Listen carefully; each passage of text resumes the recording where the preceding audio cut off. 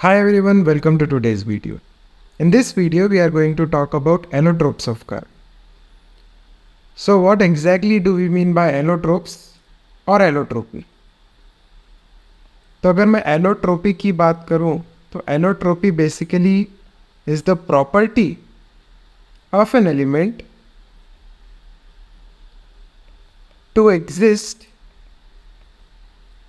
In two or more different forms.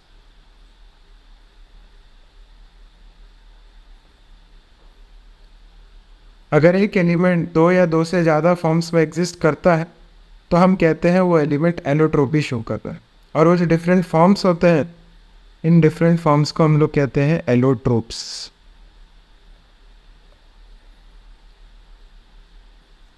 अब हम बात करें कि कार्बन एलोट्रोपी शो क्यों करता है, तो इसके बेसिकली दो कारण. एक तो कारण है कैटिनेशन, जो आप जूनियर क्लासेस से पढ़ते हुए आ रहे हैं. Catenation is basically the ability to form multiple bonds within itself, है ना. कार्बन कार्बन के साथ ही खूब सारे बॉन्ड्स बना ले and eventually form ring and chains, है ना, विद द सेम एलिमेंट और विद इन इटसेल्फ. सेकेंडली अगर हम बात करें तो पी पाई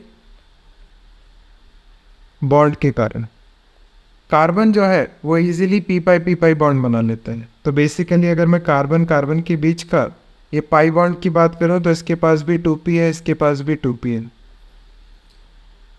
तो बेसिकली मल्टीपल बॉन्ड्स बनाने की टेंडेंसी बिटवीन टू कार्बन्स, उसके कारण भी क्या होती है, एलोट्रोपी अराइज करती है. तो हम लोग डिफरेंट फॉर्म्स देख लेते हैं. तो एलोट्रोप्स भी बेसिकली दो टाइप के होते हैं. एक तो हो गए जो कि क्रिस्टलाइन होते हैं और एक होते हैं जो कि एमॉर्फस होते हैं. अभी तक हमने जो नाम सुने हैं वो मेजरली क्रिस्टलाइन ही होते हैं. जैसे कि आपने नाम सुना होगा ग्रेफाइट, डायमंड और fullerenes. These are basically crystalline forms. वहीं पे अगर हम अमॉर्फस फॉर्म्स की बात करें तो amorphous forms are charcoal, coke and carbon black.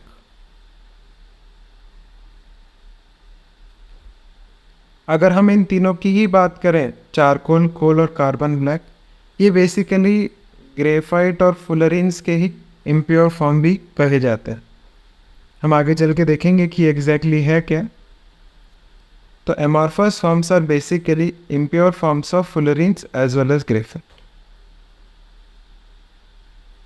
तो let us start with diamond. First of all सबसे पहले डायमंड से चालू कर रहे हैं, सबसे कीमती चीज़.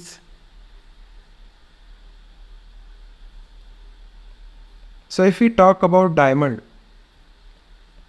डायमंड में आप देखिए एक कार्बन जो है, each carbon atom is connected to how many other carbon atoms. तो आंसर है 4. जैसे कि आप इसको देख लीजिए, it is connected to 4 other carbon atoms.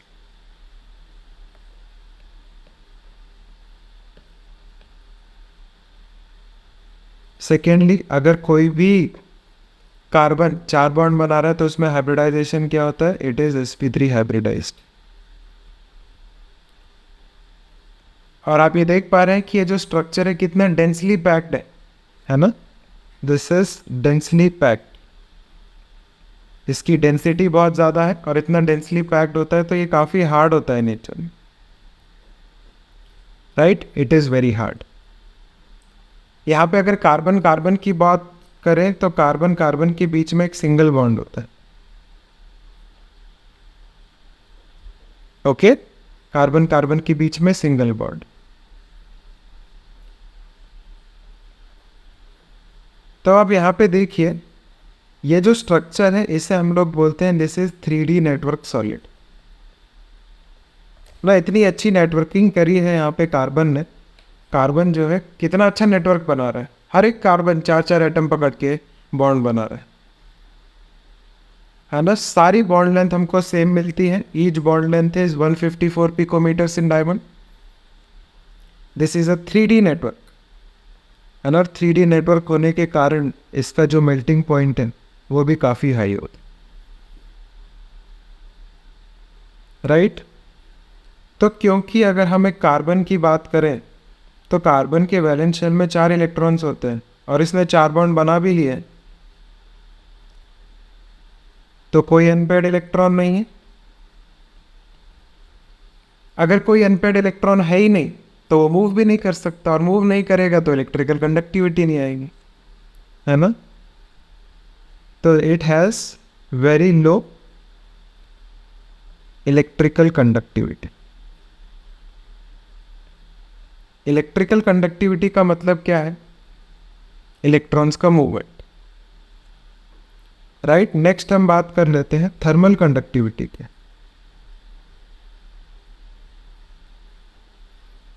तो थर्मल कंडक्टिविटी का मतलब क्या है कि अगर आप एक सब्सटेंस को हीट कर रहे हो, है ना, फॉर एग्जांपल अगर ये एक सब्सटेंस है, इस सब्सटेंस को अगर आप इस जगह पे हीट कर रहे हो,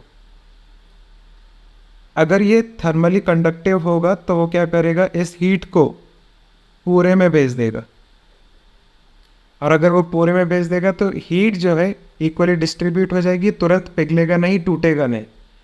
पर अगर ये सब्सटेंस थर्मली कंडक्टिव नहीं है तो क्या होगा, इस पॉइंट पे आपने हीट किया, ये तुरंत टूट के नीचे गिर जाएगा, है ना। तो अगर हम डायमंड की बात करें तो क्या आप डायमंड को हीट करते हैं तो क्या तुरंत टूट के नीचे गिर जाता है? जवाब है नहीं। तो थर्मल कंडक्टिविटी डायमंड की हाई होती है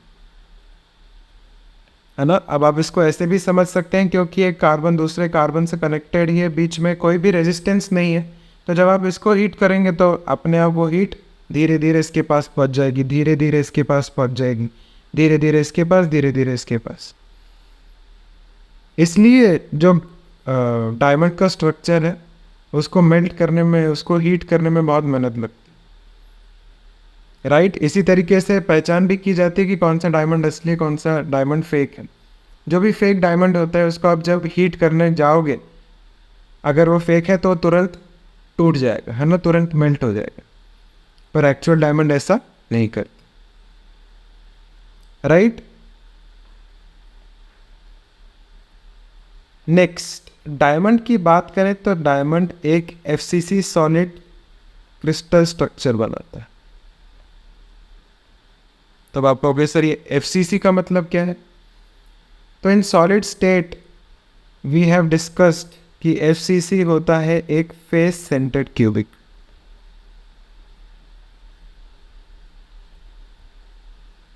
और फेस सेंटर्ड क्यूबिक में हम लोगों को क्या मिलते हैं? टेट्राहाइड्रल वॉइड्स और ऑक्टाहाइड्रल वॉइड्स। ये हम जनरल एक फेस सेंटर्ड क्यूबिक की बात कर रहे हैं। फेस सेंटर्ड क्यूबिक दिखता कैसा है? तो मैं यहाँ पे बना देता हूँ। फेस सेंटर्ड क्यूबिक में हर कॉर्नर पे एक एटम होता है और हर एक फेस सेंटर पे एक एटम, है ना। ये फेस का सेंटर है, ये फेस का सेंटर है, लेफ्ट वाला, नीचे वाला, एक पीछे वाला और एक आगे वाला। तो अगर हम FCC की बात करें तो FCC में जो नंबर ऑफ एटम्स होते हैं वो होते हैं 4। कैसे डिटरमाइन करते हैं? तो FCC में जो कॉर्नर एटम्स है वो है 8 और सबका कंट्रीब्यूशन कितना होता है? 1/8। सिर्फ 1/8 पार्टी उस यूनिट सेल के अंदर प्रेजेंट है। और साथ ही में हम लोग बात करते हैं ये फेस सेंटर्स वाले एटम की, तो ऐसे 6 फेसेस होते हैं, सबका कंट्रीब्यूशन होता है 1/2। तो FCC में जो नंबर ऑफ एटम्स होते हैं वो होते हैं 4, ठीक है।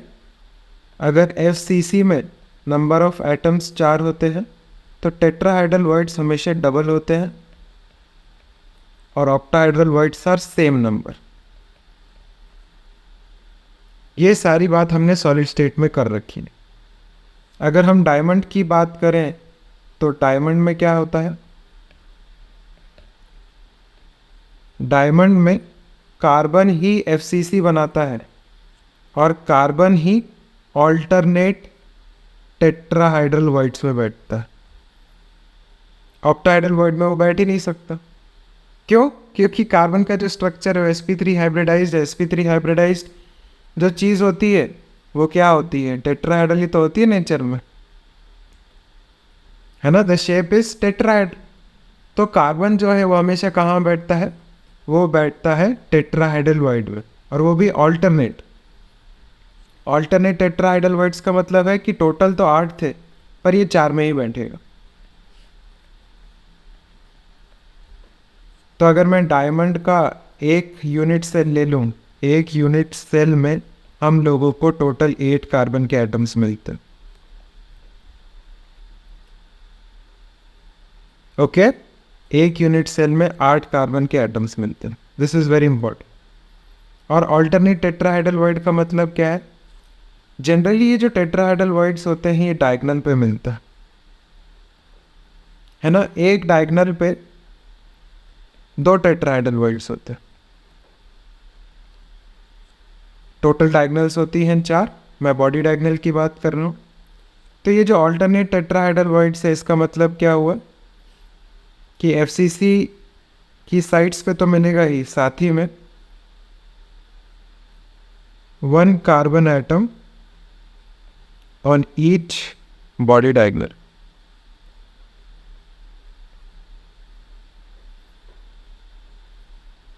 ठीक है, तो ये कार्बन की बात है।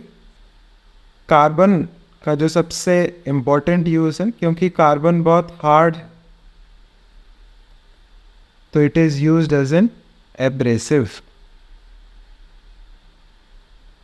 ना। ये बहुत अच्छे टूल की तरह काम करता है। ये टंगस्टन के फिलामेंट में भी यूज़ किया जाता है, जो कि हम इलेक्ट्रिकल बल्ब्स पे यूज़ करते हैं, और तो ये डाइस बनाने के भी काम में आता है, डायमंड। राइट। बाकी डायमंड की अगर बात करें तो मेरा आपसे एक सवाल है, क्या डायमंड प्योरेस्ट फॉर्म है कार्बन का? तो जवाब है नहीं। अब आप कहोगे सर क्यों? तो बात ऐसी है, कार्बन की अगर बात करें तो ये कहीं ना कहीं तो ख़त्म होता ही है ना। ये स्ट्रक्चर मान लेता हूँ यहाँ पे ख़त्म हो रहा है, तो यहाँ पर क्या हो जाता है, कुछ डिफरेंट आइटम्स आके भी लग सकते हैं इन वैलेंसीज पे, है ना। इट इज़ पॉसिबल कि हाइड्रोजन आके लग जाए या कोई दूसरा आइटम ए आके लग जाए, तो उसके कारण क्या आ जाती है, इम्प्योरिटी आ जाती है ना। इसलिए डायमंड को हम लोग इम्प्योर फॉर्म ऑफ कार्बन कहते हैं।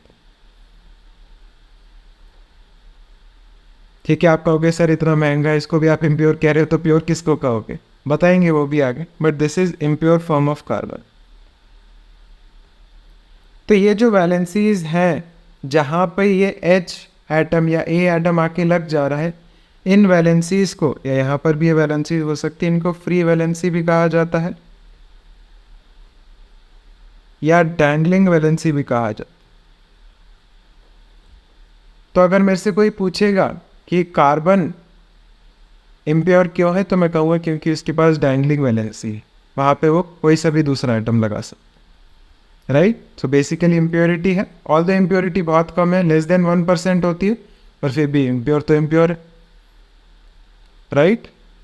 तो ये पूरी बात हुई डायमंड की। अब चलते हैं graphite. So I hope each one of you has already seen the structure of graphite. अगर आपको नहीं पता है तो इसमें हेक्सागोनल रिंग्स होती हैं जो कि एक दूसरे से कनेक्टेड होती हैं, राइट। इस टाइप से इसमें हेक्सागोनल रिंग्स होती हैं। अगर एक कार्बन की बात करें तो यहाँ पे एक कार्बन ने 3 बॉन्ड्स बनाए,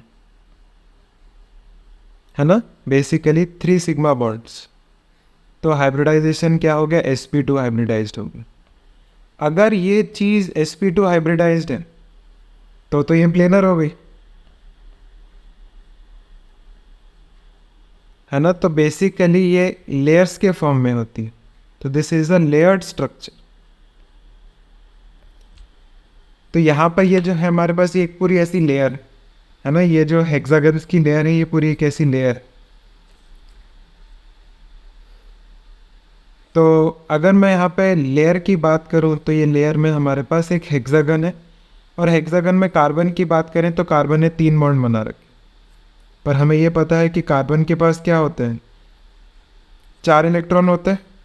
उसने अगर 3 ही बॉन्ड बनाए तो ये जो चौथा इलेक्ट्रॉन है ये कहीं ना कहीं पाई बॉन्ड बनाएगा, है ना। तो ये जो पाई बॉन्ड है, या मैं बोल दूँ ये पाई बॉन्डेड इलेक्ट्रॉन है, ये डीलोकलाइज करता है। और जब ये डीलोकलाइज होता है तो उसके कारण इलेक्ट्रिकल कंडक्टिविटी आती है। So this is the reason why graphite is conductive, है ना। ग्रेफाइट इलेक्ट्रिसिटी कंडक्ट क्यों करता है, क्योंकि इसमें पाई बॉन्डेड इलेक्ट्रॉन है, and pi bonded electrons are mobile. Mobile का मतलब क्या होता है, मूव करने वाले। पाई बॉन्डेड इलेक्ट्रॉन जो है वो इजीली मूव कर लेते हैं, और अगर वो मूव करते हैं तो उसके कारण इलेक्ट्रिकल कंडक्टिविटी ज़्यादा हो जाती है। तो अगर हम लोग इस लेयर्ड स्ट्रक्चर को देखें, देखिए आप यहाँ पे ध्यान से, इस लेयर्ड स्ट्रक्चर को, ये 3D रिप्रेजेंटेशन है जिसमें क्या है, ये एक 2D लेयर है, ये एक 2D लेयर है, ये एक 2D लेयर। आप डिस्टेंस देख पा रहे हैं, 2 कार्बन एटम्स के बीच में 141.5 और 2 लेयर्स के बीच में 340 पिकोमीटर्स। तो अब सवाल ये है कि ये इलेक्ट्रिसिटी कंडक्ट किस में करता है, लेयर के अलोंग करता है कि बिटवीन द लेयर्स करता है। आप मेरा क्वेश्चन समझ रहे हो। मेरा सवाल ये है कि इलेक्ट्रॉन यहाँ से यहाँ ऐसे फुदकता रहेगा, या इलेक्ट्रॉन यहाँ से यहाँ कूदेगा। तो इसका जवाब है कि ये पॉसिबल नहीं है। बिटवीन लेयर्स इलेक्ट्रॉन्स कूद नहीं सकते, ये पॉसिबल, ठीक है। तो इलेक्ट्रॉन्स का जो मूवमेंट होता है वो विद इन द लेयर होता है, और अगर विद इन द लेयर है तो वो कंडक्टिविटी शो कर रहा है विद इन द लेयर। पर अगर मैं बात करूं बिटवीन द लेयर तो इट इज नॉट कंडक्टिव, ठीक है। नेक्स्ट, अगर हम लोग ग्रेफाइट को कंपेयर करना चाहें डायमंड से, तो सबसे पहला तो ये सवाल है कि कौन ज़्यादा स्टेबल है। तो ऑब्वियसली ग्रेफाइट। भाई अगर डायमंड इतना स्टेबल होता तो नेचर में हर जगह मिल रहा होता, है ना। तो the thermodynamically stable form is graphite. Graphite thermodynamically stable form होता है, इसलिए हम लोग उसकी क्या बोलते हैं, एंथैल्पी ऑफ फॉर्मेशन इज 0।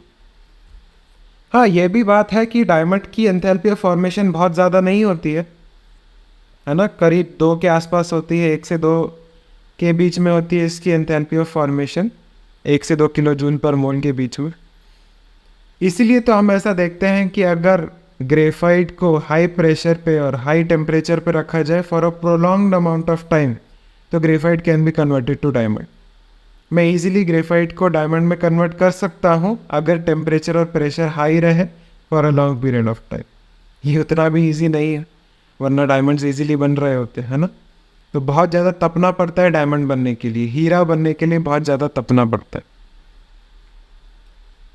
तो but it is possible. Melting point की बात करें तो ग्रेफाइट और डायमंड में से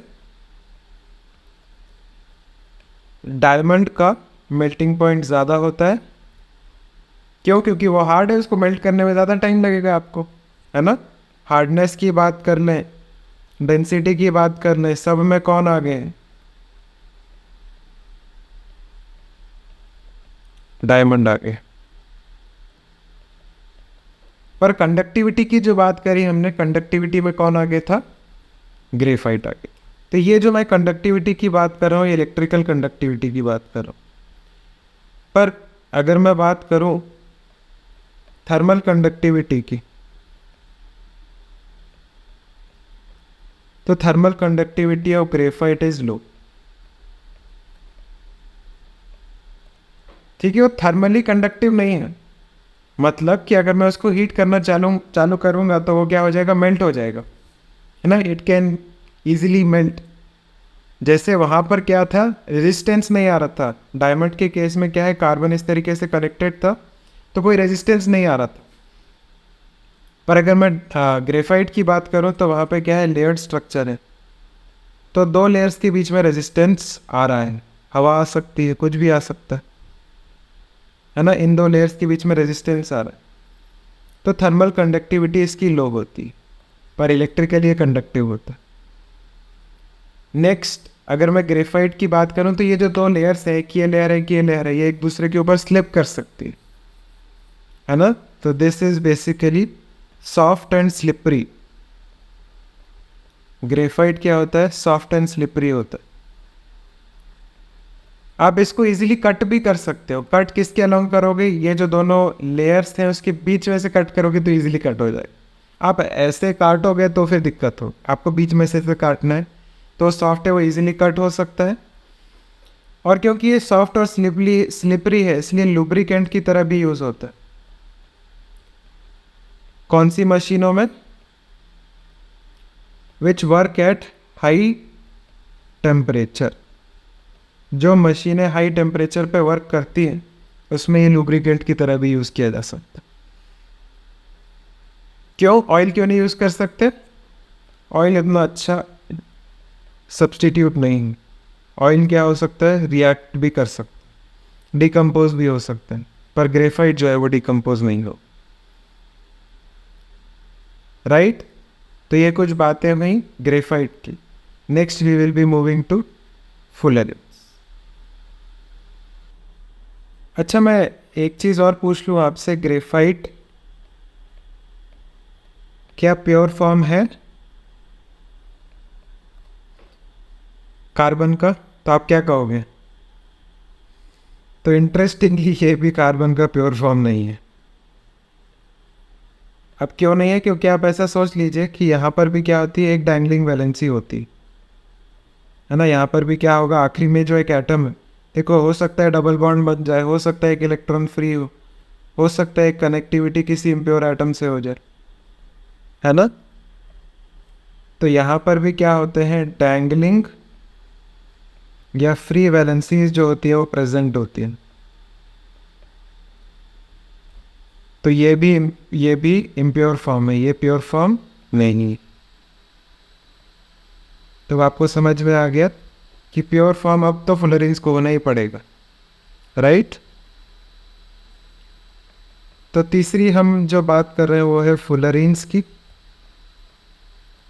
फुलरेंस की अगर हम बात करें तो फुलरेंस बनता कब है, it is produced on heating of graphite in the presence of an inert gas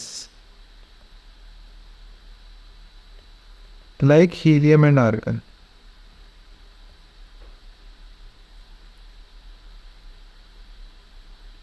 With an electric discharge. Electric discharge का मतलब क्या होता है, स्पार्किंग कर रहे हैं ना, सिर्फ दो अपन लोग वायर्स लेंगे, उनको ऐसे छुएंगे तो स्पार्क निकलेगा, और जब स्पार्क निकलेगा उसमें अपन ने ग्रेफाइट को हीट कर दिया। तो हीट करने पे हम लोगों को क्या हो जाएगा, वी गेट अ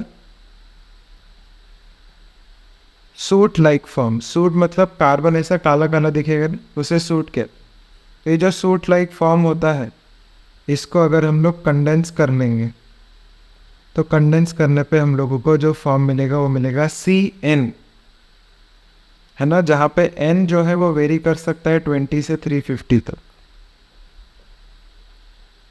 ठीक है, हमें ये सारे मिल सकते हैं 20 से 350 तक, पर मेजरली जो मिलते हैं वो मिलते हैं 60 और 72, है ना। कार्बन 60 और कार्बन 72, और सबसे ज़्यादा जो स्टडी करी गई है वो करी गई है कार्बन 60। तो हम लोग बात करने वाले हैं कार्बन 60 पे। तो यह है कार्बन 60 का स्ट्रक्चर। अगर हम कार्बन 60 के स्ट्रक्चर की बात करें तो ये केज लाइक स्ट्रक्चर है ना। और अगर ये केज लाइक स्ट्रक्चर है, यहाँ पे आपको कोई भी डैंगलिंग वैलेंसी नहीं मिलेगी। Dangling valency are absent. Okay, अगर यहाँ पे हम हाइब्रिडाइजेशन की बात करें तो ये है sp2 हाइब्रिडाइज्ड। अगर ये भी sp2 हाइब्रिडाइज है तो क्या होगा, एक इलेक्ट्रॉन जो होगा वो भी डीलोकलाइज होगा, है ना। इलेक्ट्रॉन इधर से उधर कूदता फिरेगा तो ये भी इलेक्ट्रिकल कंडक्टिविटी शो करेगा। स्पेशल बात यह है कि ये एरोमेटिक नेचर भी शो करता है ना। आपको पता है एरोमेटिक नेचर क्या होता है। Aromatic nature basically means double single double alternate bonds हमको मिलते हैं, और वो जो रिंग है, एक रिंग जो है वो प्लेनर। तो बेसिकली मैं कह सकता हूँ इसमें हमें एरोमेटिक रिंग्स देखने को मिलती, राइट। तो this is a special structure of C60। Next अगर हम C60 के स्ट्रक्चर में बात करें तो यहाँ पे दो टाइप की रिंग है। एक है 5 मेंबर्ड रिंग और एक है 6 मेंबर्ड रिंग। तो बेसिकली यहाँ पर CC बॉन्ड्स भी दो बॉन्ड लेंथ के होते हैं। There are 2 different bond lengths of CC which are present in C60। ठीक है, अगर आप लोग 5 मेंबर्ड और 6 मेंबर्ड रिंग्स देखना चाहते हैं तो ये रही एक 5 मेंबर्ड रिंग, और उसके बाजू में हम लोगों को दिख जाएगी एक 6 मेंबर्ड रिंग। ये देखिए। अगर आप कह रहे हो कि सर मज़ा नहीं आया तो दूसरा स्ट्रक्चर देखते हैं। ये देखिए, C60 जो है, जो फुलरीन है, जिसके और भी नाम हैं। आप इसे बकी बॉन्ड के नाम से भी जानते हैं। आप इसे बक मिंस्टर फुलरीन भी बोलते हैं, है ना। फुटबॉल लाइक स्ट्रक्चर है। तो इसमें क्या है, आप देख पा रहे हैं ये जो ब्लैक कलर की रिंग है ये एक 5 मेंबर्ड रिंग। वहीं पर आप 6 मेंबर्ड की रिंग देख पा रहे हैं, वो वाइट कलर की है, राइट। तो 5 मेंबर्ड रिंग्स भी प्रेजेंट है, 6 मेंबर्ड रिंग्स भी प्रेजेंट है। नेक्स्ट सवाल यह है कि ये जो 5 मेंबर्ड रिंग्स हैं ये किन को टच कर रही है, 5 मेंबर्ड रिंग्स को या 6 मेंबर्ड रिंग्स को। तो बात यह है कि ये 5 मेंबर्ड रिंग्स सिर्फ 5 मेंबर्ड रिंग्स को ही टच करती है, ठीक है। 5 membered ring only touches 6 membered ring, ठीक है। 5 मेंबर्ड रिंग सिर्फ और सिर्फ 6 मेंबर्ड रिंग को टच करती है। अगर मैं 6 मेंबर्ड रिंग की बात करूँ, ये है 6 मेंबर्ड रिंग, तो ये 6 मेंबर्ड रिंग 5 मेंबर्ड रिंग को भी टच कर रही है और 6 मेंबर्ड रिंग को भी टच कर रही है। देखिए ध्यान से। तो दिस इज स्पेशल। अगर मैं 6 मेंबर्ड रिंग की बात करूं तो touches 5 as well as 6 membered. तो नेक्स्ट जानना है इनका काउंट। तो अगर हम 5 मेंबर्ड रिंग्स का काउंट जाने तो टोटल 60 है। C60 है, C60 डिवाइडेड बाय 5, तो बेसिकली 12 रिंग्स होती हैं। 6 को नहीं डिवाइड करेंगे क्योंकि वो शेयर हो रही हैं। बेसिकली दीज आर 20 रिंग्स, है ना। जिसे मैं क्या कह सकता हूँ, इसे पेंटागन भी बोल सकता हूँ, इसे हेक्सागन भी बोल सकता हूँ, राइट। तो दे आर जैसे अगर मैं इस फुटबॉल की भी बात करूँ, फुटबॉल एग्जैक्टली C60 होता है, उसमें हम लोगों को 26 मेंबर रिंग मिलती है एंड 12 5 मेंबर रिंग्स मिलती। तो फाइनली हमें पता चल ही गया कि फुलरीन्स जो है वो प्योरेस्ट फॉर्म ऑफ कार्बन है ना। और ऐसा क्यों है, क्योंकि उसमें कोई डैंगलिंग वैलेंसी प्रेजेंट ही नहीं। अगर हम लोग कुछ इम्प्योर फॉर्म्स की बात करें तो सबसे पहला इम्प्योर फॉर्म है कार्बन ब्लैक, जिसे लैम्प ब्लैक भी कहा जाता है। तो carbon black is basically formed, is obtained on heating of hydrocarbons. अगर मैं हाइड्रोकार्बन्स को हीट करूं in limited supply of it,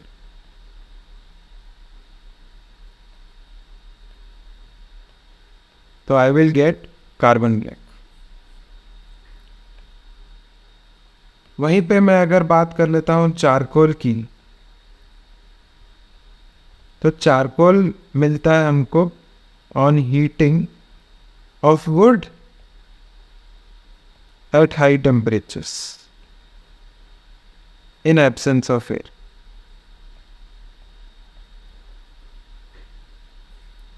ठीक है, वुड की हीटिंग से मिलता है, ये हाइड्रोकार्बन्स की हीटिंग से मिलता है।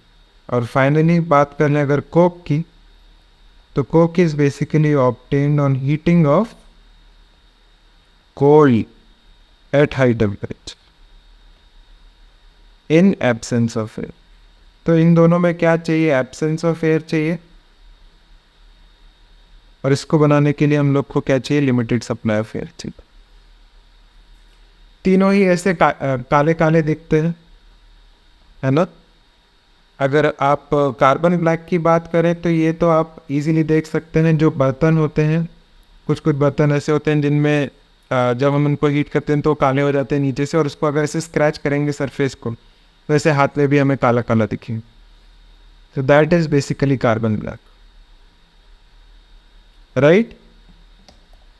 So that was all about allotropes of carbon. Hopefully आपको सब समझ में आया होगा। मेनली जो पूछे जाते हैं वो क्रिस्टलाइन फॉर्म्स पूछे जाते हैं, ग्रेफाइट, डायमंड एंड फुलरेंस, है ना। Purest form is fullerenes, most stable form is graphite, right.